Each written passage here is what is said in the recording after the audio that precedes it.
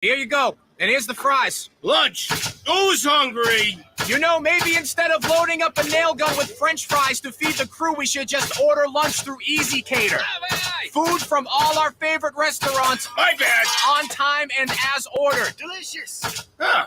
Load up the hot dogs while I think about it. Some food just doesn't work at work, but Easy Cater just does. Food for work on time and as ordered from over 85,000 restaurants. Order 24/7 at easycater.com. Darrell Brooks Jr., the man charged with plowing his vehicle through a Christmas parade in Waukesha, Wisconsin last November, is now adopting an insanity defense. 6 people died and dozens others were injured in that incident. Much of Yellowstone National Park should reopen within the next 2 weeks. That's much faster than first expected after record floods pounded the region and knocked out major roads last week. Yellowstone superintendent says the park will accommodate fewer visitors for the time being, and it will take many months to reconnect its roads with some southern Montana communities. Yellowstone will partially reopen Wednesday. Only portions of the park that can be accessed along its southern loop of roads will be open at first. Access to the park's scenic backcountry will be for day hikers only. Tom Rigotti, Fox News.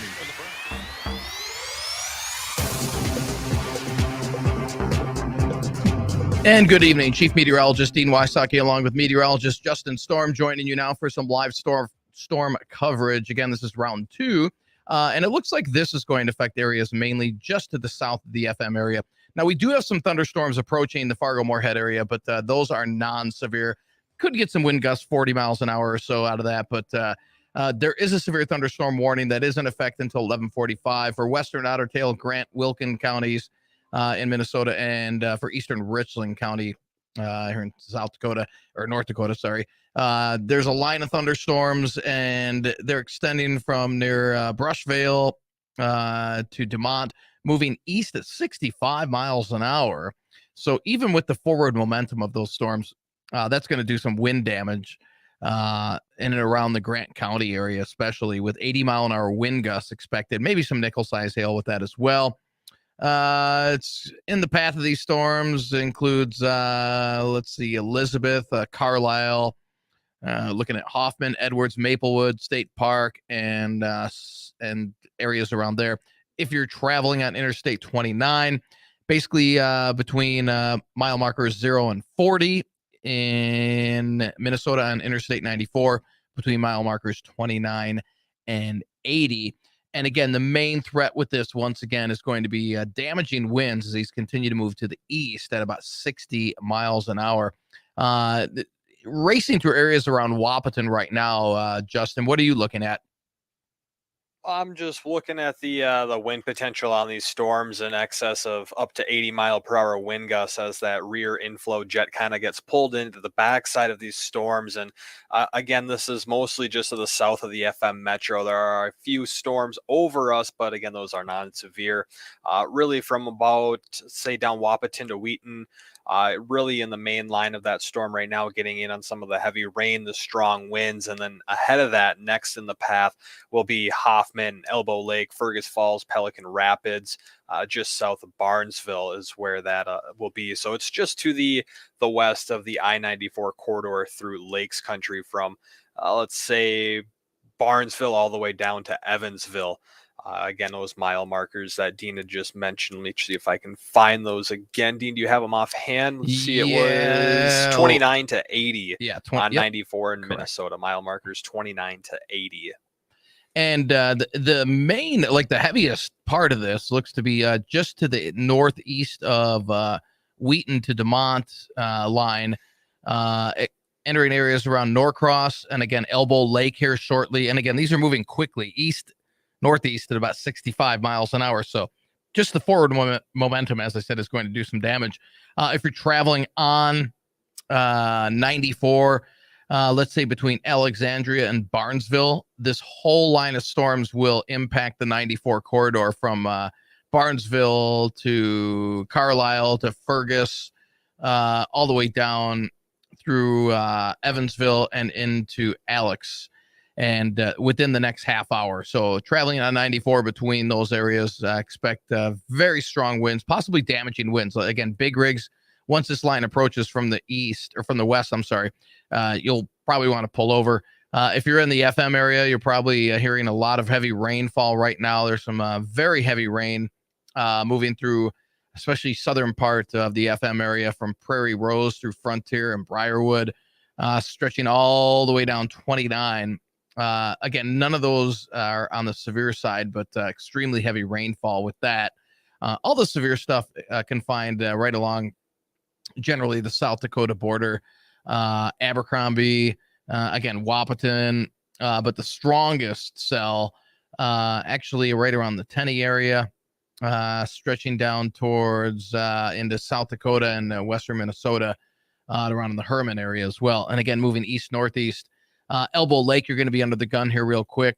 And again, the main threat with this is going to be damaging winds. Haven't seen any reports of hail with this yet, although there is that chance for some damaging hail. But the main threat, it looks like, is going to be mainly from the forward momentum and the damaging winds. I wouldn't be surprised to see some wind gusts, again, approaching 80 miles an hour.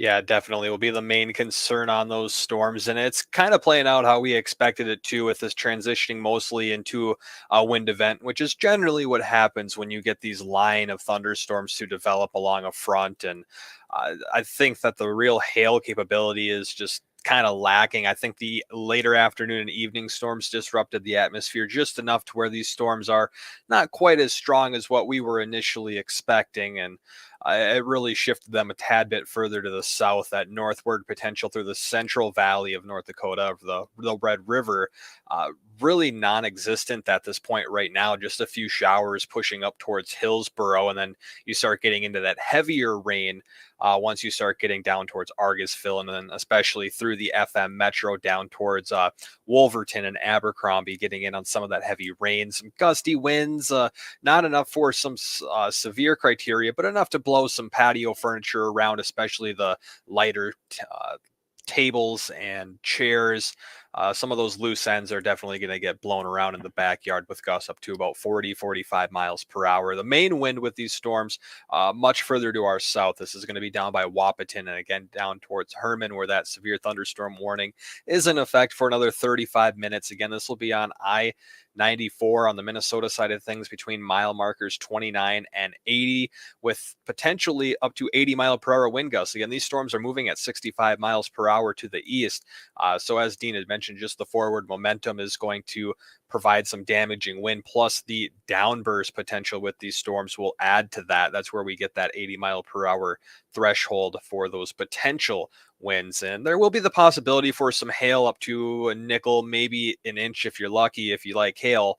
But the hail potential, really, I'm not seeing it right now. It's just all wind with the storm and a lot of heavy rain. Yeah, a lot of heavy rain. And this stretches, taking a look at current radar right now, stretching from just outside of Argosville, north of town here, through Highland Park, right through the FM area, basically right down 29 towards Abercrombie, Wahpeton, and again towards the Wheaton area. Some very heavy rainfall. Campbell right now experiencing some very heavy rainfall. And again, this will be moving northeast towards Fergus, towards areas around Pelican Rapids here within the next 30 minutes or so, and including Barnesville as well. But again, the main threat with this is going to be the possibility of damaging winds.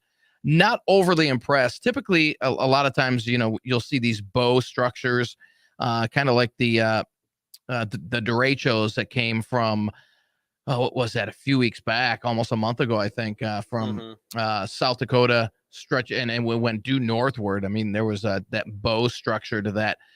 This doesn't quite have it as much, but the forward movement on these, it's fast enough just to produce, again, you get those downburst winds out of that. That'll produce those 60 to 80 mile an hour winds and produce some damage with that as well. Taking a look at the National Weather Service chat room, see if there's any damage reports coming in here. Just from earlier tonight, we're not seeing any damage reports coming in from this particular line, at least not yet. But if you have any damage reports to our south, through the Wahpeton area, over into areas of western Minnesota, give us a call, 701-271-1100. That's 701-271-1100. Let us know. Again, we pass all these all these along to the National Weather Service. If you're maybe driving along 94 in Minnesota between mile markers 29 and 80, let us know what you're experiencing. Again, these storms right at your doorstep, and I'm sure as they cross over in to the 94 corridor, which is pretty close here now, probably within the next 15 or 20 minutes, areas between Barnesville and let's zoom this out a little bit, all the way down to Alex. So Barnesville to Alex can experience these storms again as they race eastward at about 65 miles an hour. No damage reports yet, but we're getting indications from radar, some damaging winds, a very good possibility. So if you're in and around the Elbow Lake area, Fergus, and just outside of Pelican Rapids, right along the 94 corridor there, expect some damaging winds here within the next 15 minutes. Yeah, definitely. These storms, again, working their way to the northeast at 65 miles per hour. I mean, they're hauling pretty quick, about highway speed. That's going to bring these storms into Elbow Lake in about 5 minutes, over towards Ashby, probably closer to 10 to 15 minutes. And then eventually towards Battle Lake, that will be probably closer to about a little less than a half hour, let's say 25 minutes before they get to Battle Lake. Again, Fergus Falls also going to be in about 10 to 15 minutes, and Pelican Rapids will be in about 10 to 15 minutes. This forward line of these storms will start to engulf the I-94 corridor on the Minnesota side from mile markers 20 to 80, and that's where those damaging winds are going to be. So if you're driving on I-94 right now, be prepared for some stray gusts to come in about 10 minutes, and you might want to just pull over with the heavy wind or the heavy rain and the strong winds. That's really going to reduce visibility, especially since it's dark outside now. That will even hinder the visibility a little bit more. And those higher profile vehicles, it doesn't necessarily take a lot of wind to push those over, and it's going to be a mean crosswind, at least the potential for some strong gusts that could push those higher profile vehicles off of the road or even tip them over if they're in excess of 65 miles per hour on a light load. Right. And if you're listening from the FM area, these excuse me, these storms coming through right now are non-severe, but areas from Argusville through Harwood, stretching down into the FM area, and Dilworth, point southward. Again, most of the heaviest activity is pushing into the area right now and through the area right now. So a brief uptick in winds, but some heavy rainfall right along that 29 corridor and stretching now over into Lakes Country. Some pretty heavy rain now, non-severe around the Comstock area. And again, Barnesville, just to your east, getting some very heavy rainfall as well. And then the most severe down around the Campbell area, stretching just southeastward from Campbell. Again, that's going to be approaching areas around western Elbow Lake. You're probably getting some outflow winds from this storm system, from this line of storms as well. So again, from about western to Elbow Lake, you're right on the edge of these storms, and you're really going to see the winds increase quite a bit. And again, this will extend up towards Fergus and Pelican Rapids here within the next 15, 20 minutes as well. But again, the main threat with this, if you're joining us, is damaging winds. And all of this is to the south of the FM area, basically hugging the South Dakota and North Dakota border, stretching over eventually here into Lakes Country. But any travel right now from Alexandria on 94 up through Fergus and into Barnesville, that line of storms is about 15 minutes away from that 94 corridor, where you're going to see, again, the potential of those winds approaching 80 miles an hour. So as you said, Justin, probably a good idea. Just kind of pull over as those storms roll through. They're moving quickly. You said highway speed. Maybe your highway speed at 65 miles an hour, not mine. But, I said highway, not interstate. Right. Okay. There you go. But yeah, those are going to be impacting that whole 94 corridor up and down. Like I said, that's a long stretch from Barnesville all the way down to Alexandria. So if you're traveling either direction on 94 in Minnesota, you're really going to be impacted by this. It won't last long. It'll last maybe 15, 20 minutes, if that. And then they'll move out of the area well into the Lakes Country. It looks like the majority of this, at least the severe weather, is going to stay south of DL, maybe catching areas around Perham, New York Mills, Otter Tail area here within the next 15 to 20 minutes. But again, main threat with this, damaging winds, and again, all of this staying to the south of the FM area. Yeah, it definitely is. And that's going to be the case. This will blow on out of here fairly quickly. It'll probably be out of our area by midnight, out of the lakes country by 1 a.m. And after that, it does look like we will likely be staying in the clear outside of a slight chance for a few isolated showers, maybe a few rumbles of thunder through the rest of tonight. None of that is expected to be severe and really favoring up in the northern valley. But we could see a few pockets of rain and thunder after this through the rest of tonight here in the central and southern valley. And I was just taking a quick look at some of the reports from the storms that came in earlier, and these are courtesy of the Endon stations across North Dakota and parts of Minnesota from today. So these aren't the airport measurements, but some wind gusts upwards of 72 miles per hour recorded around 6:45 this afternoon near Sabin, over by Fingal, when we were talking about that large storm that was bearing down on the FM Metro earlier today. Wind gusts up to about 62. Glendon was at 59 miles per hour. A couple more, well, numerous 59 mile per hour reports out there from Glendon to Leonard and Marion coming in the lower 50s. So it was a bit breezy this afternoon, and it's leading into breezy conditions tonight with these stronger storms again favoring to our south in the far southern valley along that tri-state area, and then working their way closer to the I-94 corridor and then into Lakes Country over this next half hour. They'll be up in the New York Mills area, and as well as Verndale and the Parker Prairie area. Yeah, and that whole area of west central Minnesota under a severe thunderstorm watch until 4 a.m. That'll be canceled early. Once these storms, it'll be out of here by 2. Yeah, once these storms press through. But we still continue that. If you're just joining us, severe thunderstorm warning in effect until 11:45 on the Minnesota side for western Otter Tail, Grant, and Wilkin County. Severe thunderstorm extending from near Western to Barrett, moving east now at 55, so slowing down just a bit, but still moving at a pretty good clip. That's about Justin's speed on the Interstate 55. Again, main threat with this is going to be damaging winds, about 80 mile an hour winds along the 94 corridor. So all the way from all the way from really Barnesville down through Fergus, and all the way down through Elbow Lake and Alexandria. And we'll just give you mile markers here between 29 and 80. If you know the mile markers, expect those winds to really, really ramp up here within the next 15 minutes. Won't last long, only lasting about 15 to 20 minutes before they pull off very quickly to the east as they're moving at 55 miles an hour. So, other than that, no hail reports with this, but again, the similar storms moved through the FM area and really didn't do a whole lot of damage. A minor wind damage in South Fargo, dropped about anywhere between, I've seen a third of an inch to close to an inch of rain, but it came down in a very short period of time, so it did produce some minor flooding. Same can be expected with this, some minor flooding possible as they move along pretty quickly. But if you're listening in the FM area, those storms, and they produce a brief shot of some heavy rain, but other than that, pretty much clear. All this is down to the south of the FM area. Now, what we're going to do, we're going to throw this back to regular programming. We're going to stick around here, and we're going to monitor radar for a little bit. And if something ramps up, if this storm kind of upticks in intensity, we'll definitely come back and give you some more live coverage. But for the Fargo area and points down all the way along the 29 corridor, looking good, just some heavy rain.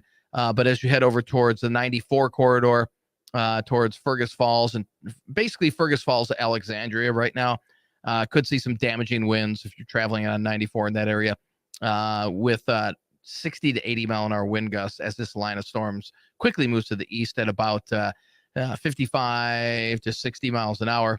And again, favoring areas mainly from Fergus Falls to Alexandria, should stay south of DL, the severe weather. But Lakes Country is definitely going to get some heavy rain out of this. So for myself and meteorologist Justin Storm, we want to thank you for tuning in. Again, we'll stay here and monitor radar for the next hour or so to make sure this doesn't turn even more severe. But again, if you're in Lakes Country on 94, especially between Fergus and Alex, you could experience these wind gusts between 60 and 80 miles an hour here over the next half hour.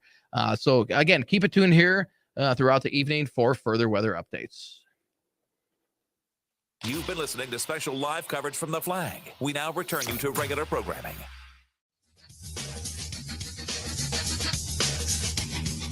It's time to make common sense common again.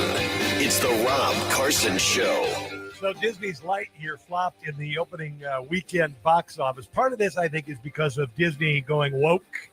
Disney stock prices have dropped pretty dramatically.